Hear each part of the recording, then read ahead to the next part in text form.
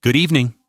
We begin today, October 4th, in Washington, where the federal government remains in its third day of a partial shutdown with no clear end in sight. Senate Minority Leader Chuck Schumer and fellow Democrats held a press conference yesterday afternoon to criticize the lack of progress, placing blame on Republican leadership for the stalemate. The shutdown, which began at midnight on October 1st, has furloughed hundreds of thousands of federal employees and is beginning to disrupt a range of government services, from national parks to federal loan processing. The core of the dispute remains the appropriations bills for the new fiscal year. Lawmakers are deadlocked over spending levels and policy riders attached to the legislation, creating a political impasse between the House, the Senate, and the White House. While leaders from both parties insist that negotiations are ongoing, no substantive breakthroughs have been announced, and the finger-pointing continues. For now, much of the federal government operates on a skeleton crew, and the economic and social impacts are expected to grow with each passing day that a resolution is not found. Citizens are being advised to check the operational status of specific federal agencies before attempting to access their services. While lawmakers on Capitol Hill remain at an impasse, a significant and unexpected breakthrough has been announced in the Middle East. The Gaza-based group Hamas stated Friday that it has agreed to release all remaining hostages, a move that follows a stark ultimatum issued by U.S. President Donald Trump. The announcement signals a potential end to the devastating war with Israel. In a post on his Truth Social platform on October 3rd, President Trump gave Hamas a deadline of Sunday, October 5th at 6 p.m., Washington, D.C., time to accept a deal. He wrote, quote, "If this last chance agreement is not reached, all hell, like no one has ever seen before, will break out against Hamas. There will be peace in the Middle East one way or the other," end quote. In its response, Hamas confirmed it would comply with the hostage release and also accepted key parts of a U.S.-backed 20-point peace plan, including the provision that it would give up governing power in Gaza. However, the group noted that other provisions within the proposal would require further consultations among Palestinian factions, suggesting that while a major hurdle has been cleared, the path to a comprehensive and lasting peace is not yet fully settled.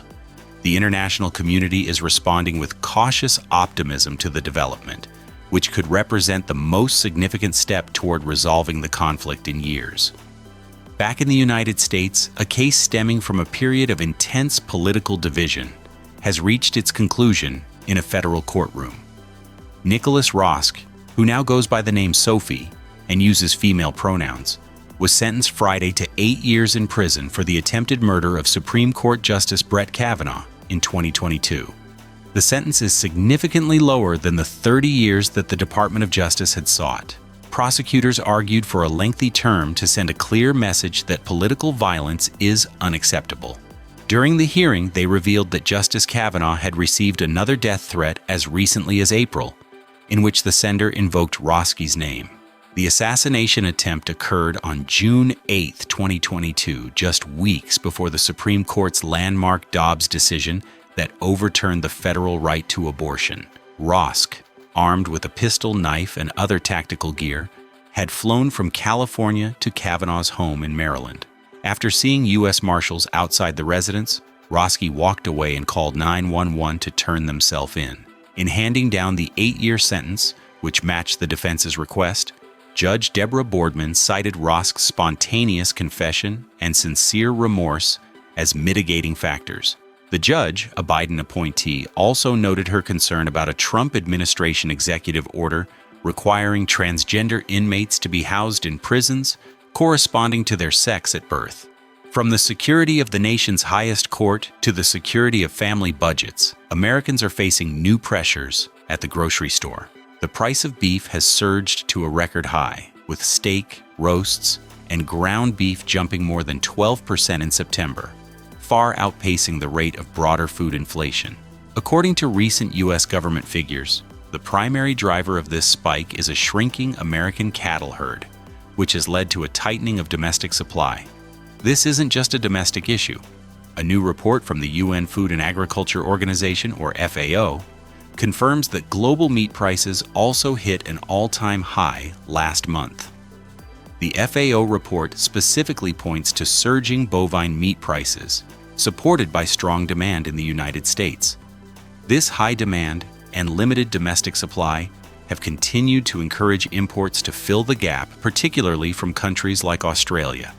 For the average consumer, this means the cost of a key protein source is likely to remain elevated for the foreseeable future, as the cattle industry works to rebuild its herds, a process that can take several years. The trend underscores the complex interplay of domestic agricultural conditions and global market forces that ultimately determines the price consumers pay at the checkout counter. And while economic forces are reshaping markets, a legal battle over the very definition of American citizenship is intensifying. A second federal appeals court has upheld a block on President Donald Trump's executive order aimed at restricting birthright citizenship. The ruling, issued on October 3rd, states that the administration is unlikely to succeed in proving its policy is legal.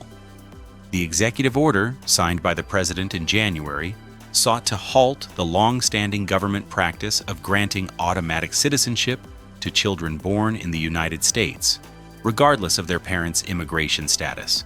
Immediately after it was signed, multiple states filed lawsuits arguing that the policy violates not only the 14th Amendment of the Constitution, but also federal law and established Supreme Court precedent. This latest decision marks another significant setback for the administration's policy. It follows a similar ruling from another appeals court and comes as the Trump administration has already asked the Supreme Court to intervene in two other related cases. With multiple challenges working their way through the judiciary, the stage is now set for the Supreme Court to potentially take up the issue and deliver a landmark ruling on the contours of birthright citizenship in the United States.